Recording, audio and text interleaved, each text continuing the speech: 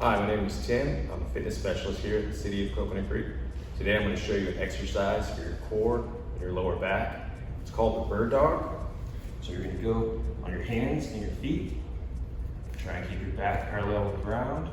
And so you're going to extend that left leg and the right arm simultaneously. When your left leg, your toes are going to be pointing straight down. Come back. Come back up. And you can also alternate it too.